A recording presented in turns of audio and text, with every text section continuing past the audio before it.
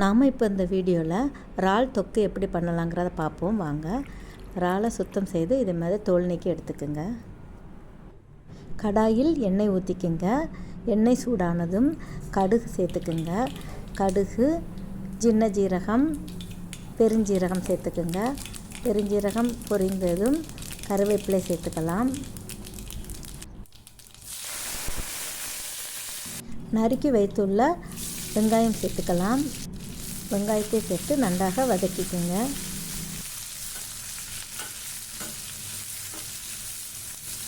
வெங்காயம் வதங்கியதும் இஞ்சி பூண்டு பேஸ்ட்டு சேர்த்துக்குங்க. 2 பச்சை மிளகாய் சேர்த்துக்குங்க. நன்றாக வதக்கிக்குங்க. இஞ்சி பூண்டு பச்சை வாசனை போகும் வரை வதக்கிக்குங்க.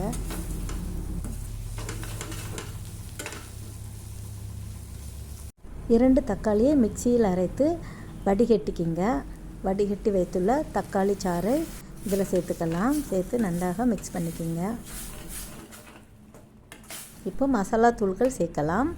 1/4 ஸ்பூன் மஞ்சள் தூள் சேர்த்துக்குங்க. 1/2 ஸ்பூன் மல்லித்தூள் சேர்த்துக்குங்க.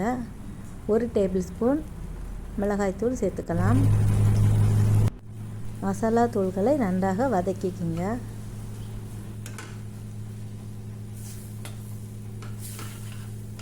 தொக்குக்கு தேவையான அளவு உப்பு சேர்த்துக்கலாம். உப்பு சேர்த்து நன்றாக வதக்கி விடவும்.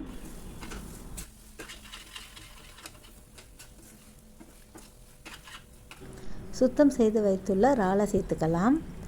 இறால் சேர்த்து நன்றாக மிக்ஸ் பண்ணிக்கோங்க.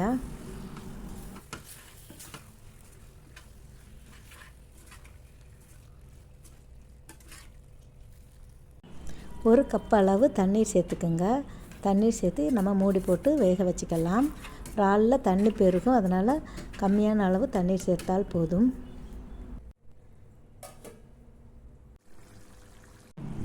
மிளகுத்தூள் சேர்த்துக்குங்க. மல்லிக்கீரையும் சேர்த்துக்குங்க. மல்லிக்கீரை சேர்த்து நன்றாக மிக்ஸ் பண்ணிக்கோங்க.